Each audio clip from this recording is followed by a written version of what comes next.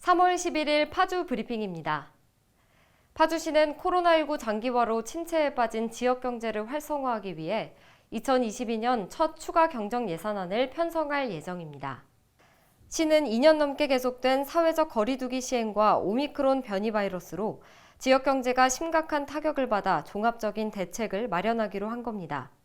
관내 소상공인 및 취약계층을 위해 2020년과 2021년에 이은 파주시 소상공인 3차 긴급생활안정지원금으로 소상공인, 특수형태 근로종사자와 프리랜서, 운수종사자, 종교시설 등의 정부방역지원금 수령 여부와 별개로 지급할 계획입니다. 이번 추경은 확진자와 자가격리자 급증으로 인한 국도비 성립 전 예산 처리 등의 필요성을 종합적으로 고려한 것으로 지난 2월 정부 추경에 따른 코로나19 격리자 생활지원비에 112억 원, 노선버스 및 전세버스 기사 등 특별지원비 19억 원을 증액 편성할 계획입니다. 파주시는 일일 평균 2천여 명의 코로나19 확진자 급증에 따라 상담사 연결 지연 등에 따른 시민 불편을 해소하기 위해 3월 7일부터 상담 인력을 15명에서 35명으로 확대 운영한다고 밝혔습니다. 코로나19 재택치료 민원에 발빠르게 대응하기 위해 지난 2월 18일 코로나19 재택치료 행정상담센터를 개소해 코로나19 통합 콜센터를 운영 중에 있는데요. 2월 18일부터 3월 3일까지 2주간 콜센터 대표 전화로 총 26만 1000여 건의 통화 시도가 있었고 1인 평균 약 3.7회 통화 시도 후 연결되는 등 시민들의 불편이 확인돼 신속하게 상담 인력을 추가 채용하고 직무 교육을 실시한 후 콜센터 업무에 투입하기로 했습니다. 파주시는 많은 방문객이 찾는 해일이 문화지구 보차도 정비를 3월부터 5월까지 추진합니다. 해일이 문화지구 내 도로는 보도와 차도의 분리 없이 보차도 겸용으로 사용되고 있으나 포장 재질이 보도블록으로 설치돼 치마, 파손, 노후 등으로 도로 정비가 필요한 실정입니다. 이에 파주시는 2020년 10억 원의 예산을 확보해 도로 정비와 주요 출입구 7개소의 아스콘 포장을 우선 추진합니다. 올해는 3억 원의 예산을 편성해 해일이 사무국 및 주민 대표 등과 협의를 거쳐 1번 게이트 주변 도로 구간을 사업 대상지로 선정했습니다. 5월까지 보차도 정비 공사를 완료할 계획으로 보도블록 기초에 콘크리트 포장을 실시함으로써 보도치마 소지를 방지할 계획이며 이번 보차도 정비를 통해 방문객들에게 더욱 쾌적하고 안전한 도로 환경을 제공할 예정입니다. 파주시는 어린이가 안전하게 통행할 수 있는 보행 환경을 조성하고 교통사고를 예방하기 위해 보행자가 많은 곳과 어린이 보호구역 4곳에 바닥형 LED 보행 신호등을 설치합니다.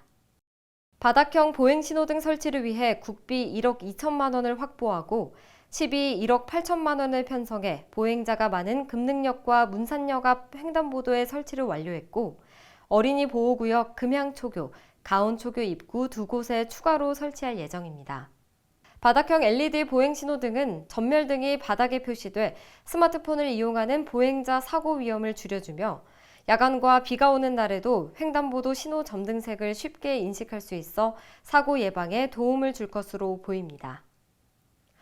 파주시는 경기도주관 2022년 지역산업 맞춤형 일자리 창출 지원 사업 공모에 선정돼 도비 7,500만 원을 확보했습니다. 파주시는 일자리 사업 공모에 파주건설 기능인 양성과정 사업이 3년째 선정되는 쾌거를 이뤘습니다. 파주건설 기능인 양성과정은 운정신도시 3지구를 비롯한 각종 대규모 건설 사업이 추진 중인 파주시의 특화 사업으로 건설 현장의 전문적인 기능 인력 공급을 위한 형틀 목공, 철근 기능인 양성과정 수료 후 건설 현장 취업 연계 시스템을 통한 취업으로 교육생들의 만족도가 높은 사업입니다. 이에 시는 40명 취업을 목표로 3월부터 교육생 모집을 본격적으로 추진할 계획이며 참여 대상은 청장년층, 취약계층, 고령자, 경력단절 여성 등입니다.